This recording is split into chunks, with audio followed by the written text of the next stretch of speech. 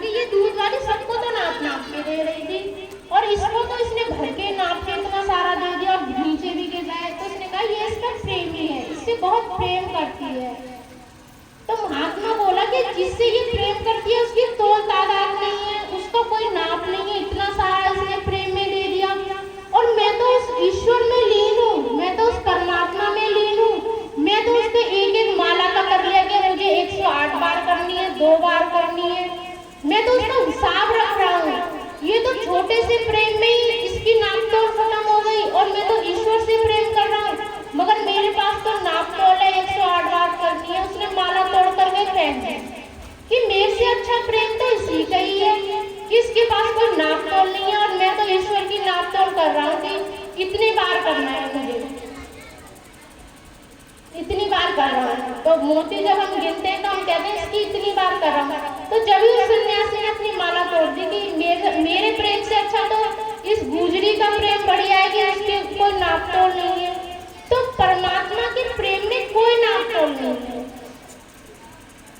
और ना कोई टाइम है कि इस समय, जब समय मिल जाए और जितना मिल जाए, मगर उसकी नाप तोल नहीं है। हम भजन सिमरन करते हैं, हमारी कोई नाप तोल नहीं है। जो भी करता है, जिन्होंने भी की है, तो कोई नाप तोल नहीं है। किसी से आधा घंटा होगा, किसी से 1 घंटा होगा, किसी से 2.5 होगा, कभी 3 भी होगा, कभी 4 भी होगा, कभी समय अनुसार अपने गृहस्थ में समय नहीं मिला तो आधा घंटा भी होगा, मगर कहीं काउंटिंग नहीं है, कहीं गिनती नहीं है कि इतना हमने कर लिया, क्योंकि जिससे प्रेम करो उसकी नाप तोल नहीं है। तो किससे कहानियां बहुत है कि किस तरह से हम मतलब कि परमात्मा को उसमें हम किस तरह से लीन हो, उसकी कोई नाप तोल नहीं करना है, सिर्फ उसका सिमरन करना है। हम एक दिन में उसका कितनी बार नाम लेते हैं हमें ही नहीं पता है, मगर ये पता है कि दिन उनके नाम से शुरू होता है तो रात उनके नाम पर खत्म होती है। सिर्फ ये पता है, उनकी कोई नाप तोल नहीं है। दिन में समय जितना भी अपने गृहस्थ जीवन से हमें समय मिल जाए, क्योंकि अपने गृहस्थ जीवन में बहुत से कार्य होते हैं, कहीं हमें आना भी पड़ता है, जाना भी पड़ता है, घर में भी काम करना पड़ता है। तो किसी काम की परमात्मा मने नहीं करते कि ना ही उनके लिए मनाएंगे। ठीक है, अपने गृहस्थ जीवन में बच्चों का, पति का, पति है तो पत्नी का, बच्चों का, गृहस्थ जीवन के सभी कार्य करो, परंतु क्या परमात्मा के लिए समय निकालो, मगर उनकी तोड़ तादाद मत करो कि इतना करना है। जितना समय मिल जाए वो भी कम है, क्योंकि कहते हैं कि हमें कब परमात्मा के पास जाना पड़े। आज सूर्य उदय है, कल का सूर्य उदय हम देखें या ना देखें, सबके जीवन का निर्णय तो पहले ही हो चुका है, कर्म तो पहले ही लिख चुके हैं, सिर्फ हमें तो यहाँ पर उनको फॉलो करना है। कहते हैं कि स्क्रिप्ट तो पहले ही मिल चुकी है, फिल्म तो बाद में बनती है, स्टोरी पहले बन जाती है, डायलॉग बन जाते हैं, वो रिलीज तो कई सालों बाद जब वो पूरी हो जाती है, जब होती है रिलीज। ऐसे ही हमारे जीवन की रील है, पहले ही डायलॉग लिख चुके हैं, पहले ही कहानी हो चुकी है, सिर्फ हम तो उसको निभाने के लिए अपने अपने पात्र के रूप में आए हैं। बेटी बनकर आई है, माँ बनकर आई है, सास बनकर, देवरानी जेठानी, जेठ देवर, अड़ोसी पड़ोसी, सब रिश्ते नाते हम लेकर के आए हैं। मगर स्टोरी तो सबकी लिख चुकी थी कि इसके संग हमारा व्यवहार कैसा होगा, कब हमारा इसके साथ व्यवहार चेंज होगा, कब क्या होगा। तो कहते हैं सब कुछ पहले से लिखा होता है। परमात्मा कभी किसी के लिए गलत नहीं करता, सबके लिए इक्वल रहना चाहते हैं, मगर हमारे जो कर्म है ना, वो कर्म इक्वल नहीं है, सबके कर्म अलग अलग है। कर्म की पहले जो पिछला सत्संग गया है उसमें भी कर्म के बारे में बताया था, कर्म की तीव्रता बताई थी। अब कर्म क्या है? कर्म 3 प्रकार के हैं। कौन कौन से कर्म है?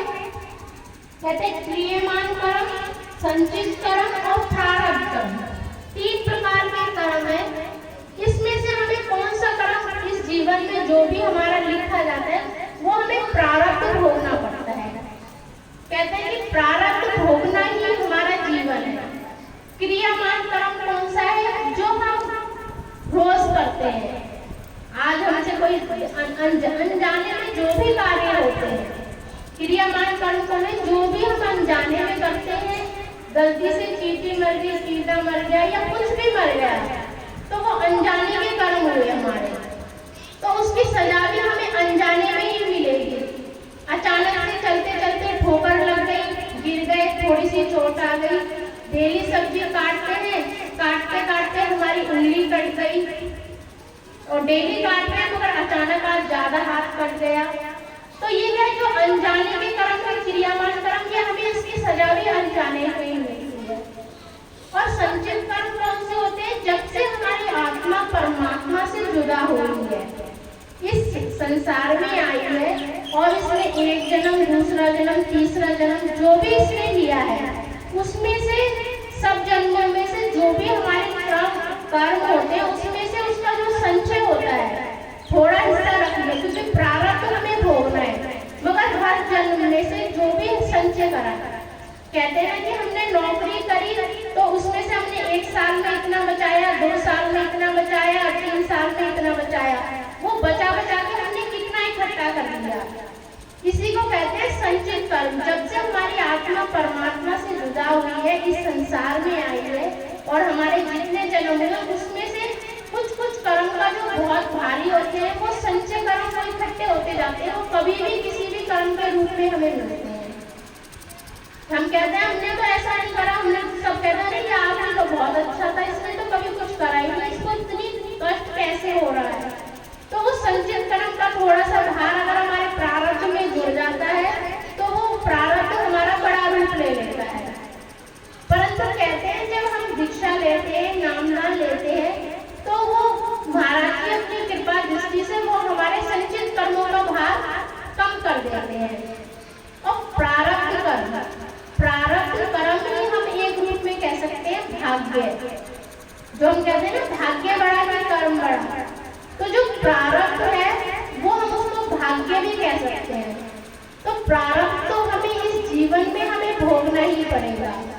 इसके लिए बहुत छोटी सी कहानी है जो प्रारब्ध कर्म हम अच्छी तरह से समझ लें। एक व्यक्ति था, उसने बहुत भगवान की पाठ पूजा परमात्मा को पाने के जो भी उसके माध्यम थे उसने बहुत करे, परंतु जब वो बूढ़ा हो गया, जब उसके हाथ पैर चलना बंद हो गए, जब वो बिस्तर पे लेटा, तब वो अपने छोटे बेटे का आवाज लगाता तो वो आ जाता, बड़े को लगाता वो आ जाता, ऐसे करके चारों बेटे आ जाते। मगर कहते हैं कोई 1 साल 1 दिन करेगा, 2 दिन करेगा, 4 दिन करेगा, फिर वो छोटे का आवाज लगाता ना छोटा आता, बड़े को लगाता वो भी नहीं, तीसरा भी नहीं, चौथा भी नहीं। फिर उसने कहा परमात्मा मैंने तो तेरी सेवा इतनी करी और मेरा बुढ़ापा ऐसा ही करना था क्या? मगर क्या ये उसका प्रारब्ध था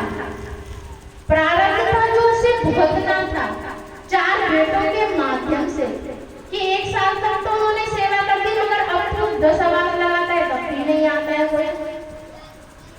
तो फिर अचानक से फिर परमात्मा किसी बेटे का रूप लेकर के उसने एक आवाज लगाई बड़े लड़के को, बेटा तुरंत आ गया, बाप को खाना खिलाया, हाथ में धुलाए, मिलाया धुलाया, शौच के सभी कार्य करे। अब वो जब भी आवाज लगाता तभी वो दौड़ा चले आता।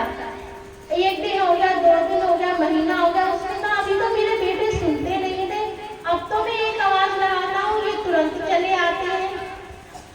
उसने बेटे उसका हाथ पकड़ लिया और कहा कि तुम मेरे बेटे नहीं हो सकते हो, क्योंकि मेरे बेटे को तो मैं 4 आवाज लगाता था, 10 आवाज लगाता तब भी नहीं आता। तब उस कमरे में एक अलौकिक उजाला होता है, जो अंधा बूढ़ा था जिसको कम दिखाई देता था उसको सब कुछ दिखाई देने लगा। उसने कहा परमात्मा मैं तुम्हारी पूजा करता हूँ, तुम स्वयं आकर के तुमने मेरे सभी कार्य करे, मेरे शौच के भी सभी कार्य करे, स्नान भी कराया और मुझे शौच भी कराया, मुझे खाना खिलाया मिलाया। परमात्मा क्या तुम्हारी शक्ति इतनी नहीं है कि मेरे प्रारब्ध को काट सकते? क्या तुम्हारी कृपा इतनी नहीं है? तो परमात्मा ने बड़ी अच्छी बात कही, जिससे हम सब इन बच्चों को यहाँ से उठाओ, सब बच्चों को यहाँ से उठा लो और बाहर बिठाओ, उठ जाओ सारे बच्चे, जितने भी बच्चे आगे बैठे कृपा इतनी सर्वोपरि नहीं है जो कि मेरे इस कर्म को कटवा दे। तो परमात्मा ने बड़ी अच्छी बात कही कि मेरी कृपा बहुत सर्वोपरि है, तुम्हारे प्रारब्ध को 1 मिनट में 1 क्षण में काट सकती थी, परंतु ये प्रारब्ध तुम्हारा स्वयं का है।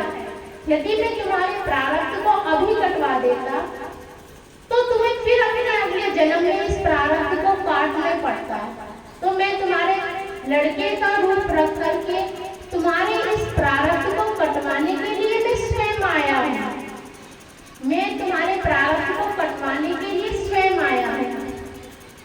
इसलिए वो स्वयं आए हैं क्योंकि उसने परमात्मा की बहुत भक्ति करी थी, बहुत उसने सेवा करी थी, किसी भी माध्यम से करी हो, चाहे मंदिर के माध्यम से करी हो, आश्रम के माध्यम से करी हो, कहीं पे भी उसने परमात्मा का बहुत नाम लिया। तो यही कारण है कि मैं तुम्हारा प्रारब्ध कटवाने के लिए मैं स्वयं तुम्हारे लड़के का रूप रख करके आया, मगर प्रारब्ध ये तुम्हारा था, तुम्हें ही भोगना था। यदि अब कट जाता तो तुम्हारा जीवन समाप्त हो जाता और फिर अगले जन्म में तुम्हें यही प्रारब्ध, यही बच्चे और यही सब कुछ तुम्हें फिर से वहीं से भोगना पड़ता। तो तुम अपना प्रारब्ध तो भुगत रहे हो, तकलीफ तो तुम्हें हो रही है, मगर उस तकलीफ में मैं तुम्हारा सहायक बन के आया। तो यही सब हमारे जीवन की बात है। सत्संग क्या है, भजन सिमरन क्या है, हमारे जीवन में वही सब कुछ घटित होगा जो कुछ हम करके आए हैं। परंतु सत्संग का लाभ उठाते हुए, भजन सिमरन करते हुए, जिसने भी दीक्षा ली हुई है वो भजन सिमरन करता है, तो सेवा लगाता है, तो सिर्फ उसका ये भार होता है कि परमात्मा कहते हैं कभी स्वयं नहीं, कभी स्वयं प्रकट नहीं होते, कभी वो माता के रूप में, पिता के रूप में, भाई के रूप में, गुरु के रूप में, सिर्फ उसको प्रारब्ध कटवाने के लिए परमात्मा किसी भी रूप में उसके सामने खड़ा हो जाता है। सिर्फ हमें अपने अंदर से देखने के कष्ट हमें कितने पड़े हैं, मगर परमात्मा आए हैं और स्वयं हमारा प्रारब्ध हमारे माता पिता बहन और गुरु के रूप में हमारे साथ कटवाए हैं। सिर्फ सत्संग का और भजन सिमरन का, सेवा का यही महत्व है। तो इसका लाभ हमें उठाना चाहिए। सेवा किसी को नहीं मिलती है तो अपने घर में परमात्मा का नाम लेते हुए जो भी अपने घर में जो भी कार्य हम कर रहे हैं उसका लाभ उठाते हुए हम परमात्मा का नाम लें तो समझ लो हमारी सेवा लग रही है। हम सेवा लगा रहे हैं, भजन सिमरन कर रहे हैं, आश्रम में वैसे ही अपने घर में हम भजन सिमरन कर रहे हैं तो भी वो परमात्मा की सेवा कर रहे हैं, वो परमात्मा का नाम ले रहे हैं। या मंदिर जाके लो, चाहे आश्रम में आकर लो, चाहे अपने घर पर लो, जहाँ पर भी हम जिस भी स्थान पर बैठ करके हम ईश्वर का नाम लेते हैं वही मंदिर और वही आश्रम और वही सब कुछ बन जाता है। सिर्फ बनाने के लिए हम हैं। कहते हैं जंगल में चले जाओ और 4 ईंटें रख लो, ईंधन लगा लो, आटा गूंदो, तो बस सिर्फ बनाने की बात है कि रोटी बनाकर हम कहीं पे भी पेट भर सकते हैं, वही हमारी रसोई होगी। जहाँ पर नमक मिर्च तेल मसाले इकट्ठे हैं, आटा है, चूल्हा है, सिर्फ हमें बनाने की देरी है। ये नहीं कि एक पर्टिकुलर रसोई हो उसी में हम करें, सिर्फ बनाना। हम कहीं पे भी जिस स्थान पर बैठ जाए और ईश्वर का नाम लेने लग जाए वही मंदिर है, वही सब कुछ है।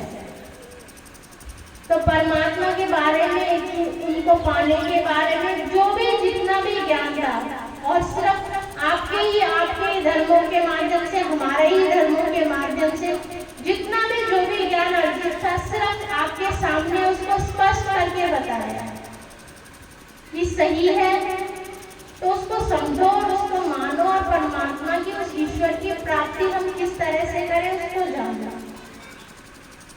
सभी को बहुत बहुत राधा स्वामी, सभी के लिए परमात्मा का बहुत बहुत आशीर्वाद। आप सभी यहाँ पर आए इसके लिए परमात्मा की असीम कृपा हो आपके ऊपर। अब अगला सत्संग 31 जुलाई का है। जिस प्रकार से आप अब आए हो ऐसे ही अगले सत्संगों में आओ, सत्संग का लाभ उठाओ, अपने अंदर की सोई हुई आत्मा को जगाओ। कहते हैं कि हम सत्संग में जाते हैं तो एक नया सा अनुभव होता है। कि कहते हैं कि कहीं से ज्ञान मिलता है। अगर बच्चे जब 2 महीने बाद स्कूल जाते हैं तो बच्चों को बड़ा अटपटा सा लगता है, मन नहीं करता है जाने का। मगर हम सबको पता है कि ज्ञान जरूरी है, बच्चे को पढ़ाना जरूरी है, तो हम उसको जबरदस्ती भी भेजते हैं। ऐसे आप सभी परमात्मा की आत्माएं हैं। किसी को कोई बात बुरी लगती है, किसी को कुछ बुरी लगती है, तो उन बुरी बातों की एक पोटली बनाओ और उसको कहीं डाल दो। जो भी सत्संग में अच्छी बातें लगे उसको सबको बांटो और अपने साथ उस प्यार भरे अनुभव को